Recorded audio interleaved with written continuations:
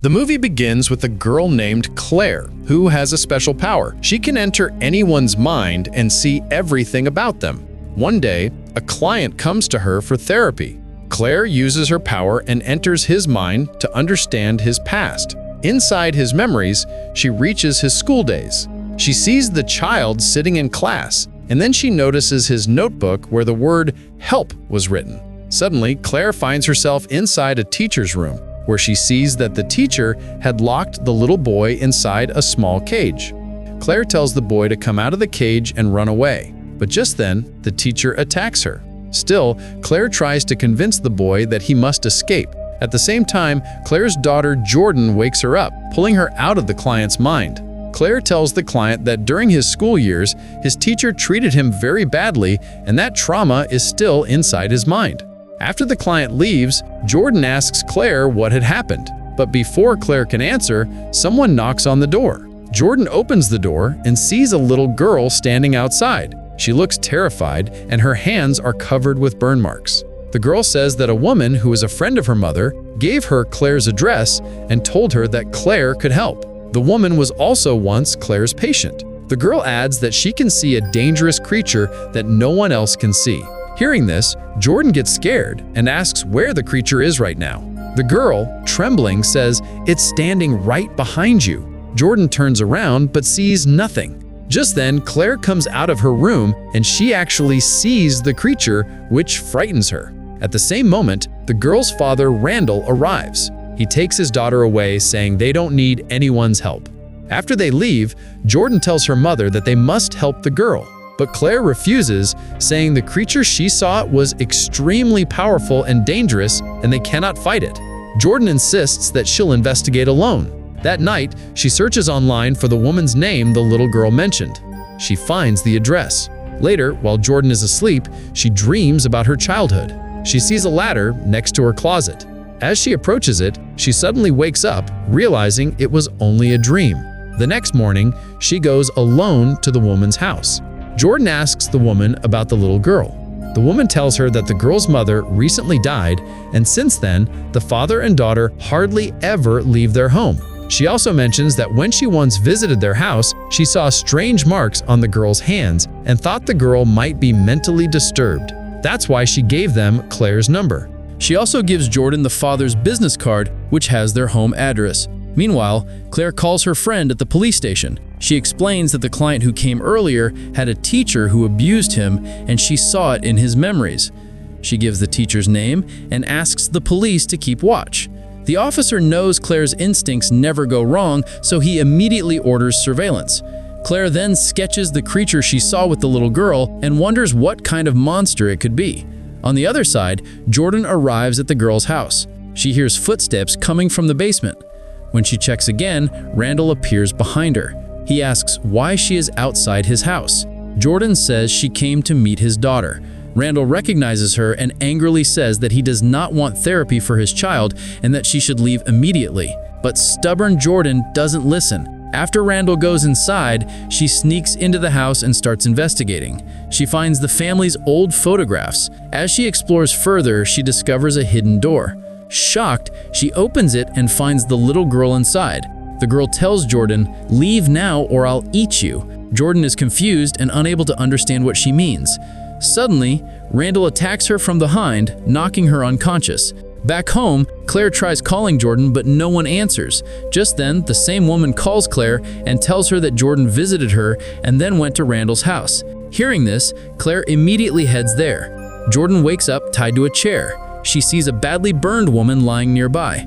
Randall enters the room and demands her phone's password. Jordan cries and begs him to let her go, saying she can help his daughter. But Randall says no one can help his daughter because she is connected to a demon, one that is always hungry and can only survive by eating human flesh. He says the demon is bonded to his daughter and cannot be removed by anyone. Jordan says her mother has seen the creature and might be able to help. Hearing this, Randall calls his daughter inside and tells her to feed the demon since it must be hungry. The girl walks toward Jordan, puts her hand on Jordan's shoulder and says the demon needs to eat. Suddenly, the demon's arms emerge from her body and grab Jordan. Her arms start burning as the demon drinks her blood. Randall finally stops his daughter and says, "That's enough." Then he breaks Jordan's phone and goes outside to set something up near his vehicle. Just then, Randall's daughter arrives and secretly steals his flask. She goes to Jordan, helps her, and says, "Please don't tell my dad." When Randall sees that his flask is missing from the car, he immediately understands that this must be his daughter's doing. Before he can reach Jordan, she manages to free herself. She also frees the other woman and starts taking her away. But suddenly, Randall arrives and points a gun at them. At that moment, Randall's daughter comes forward and tells her father that Jordan is innocent and he should let her go. But suddenly, the woman they rescued attacks Randall. In the chaos, a shot is accidentally fired. The bullet hits Randall's daughter straight in the chest, and she tragically dies on the spot. Right then, the creature leaves the daughter's body and enters Jordan. Terrified, Jordan runs away from the place while Randall breaks down crying beside his daughter's body. Jordan's mother reaches the location with the police while Randall runs away crying and escapes in his car. The next morning, Claire arrives at the police station and asks, "What did you find inside the house?" The officers tell her that they found many dead bodies. Randall had been doing this for years, not just recently, and among the bodies was his daughter's corpse as well. Meanwhile, two police officers are interrogating Jordan. She explains everything that happened to her. But suddenly, Jordan sees the same strange creature again and screams in terror. The officers are shocked, not understanding why she is behaving this way. Outside, Jordan runs to her mother and hugs her tightly. Claire finally understands that her daughter needs her help urgently. Claire calls Jordan downstairs and says, "I'm ready to begin your therapy session." She also tells her neighbor, "While I'm doing the session, if anything seems wrong, wake me up immediately so we can escape the dream." As soon as Claire places her hand on Jordan's forehead, she sees Jordan sitting outside the house in the dream world. Claire quickly brings her inside. The house is extremely dark. When Claire tries to go upstairs, the creature suddenly appears and grabs her hand, burning her skin. In the real world, the neighbor sees Claire's hand burning too, so she slaps her swiftly, pulling her out of the dream. After this, Claire realizes that the creature has now fully entered her daughter. Claire puts Jordan to sleep and tells her neighbor, "Stay here and watch over her. I have to take care of something important." She rushes to the hospital where Randall's wife had once been admitted. Claire's client, the nurse, also works there. Claire asks him for information about the deceased girl's mother. He agrees and explains, "When the child's mother was admitted as a patient, the doctor treating her suddenly became extremely terrified and ran out of the hospital without looking back." Claire goes to meet that doctor. He tells her that the patient was very strange. Her eyes had turned completely white, her skin had started burning, and when he approached her, she told him she could see terrifying things. Suddenly, his own wrist began burning too, and he ran away in fear. He even shows Claire his burned hand. Meanwhile, Jordan again dreams of her childhood, walking through her house, when suddenly the creature's shadowy tentacles grab her.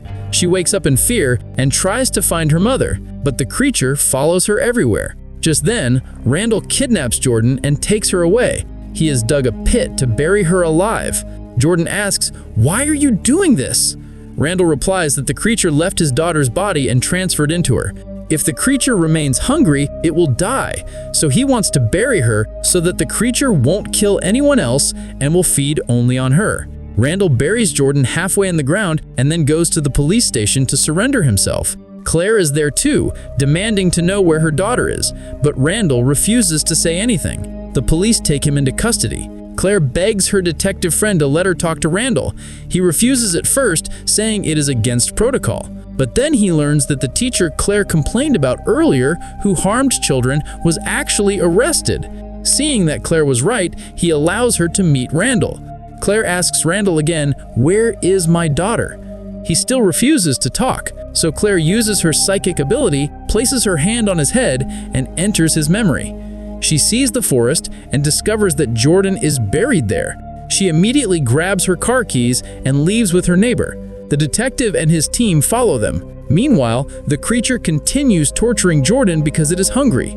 It burns her body repeatedly. Claire and her neighbor arrive and start digging. They see the creature still near Jordan.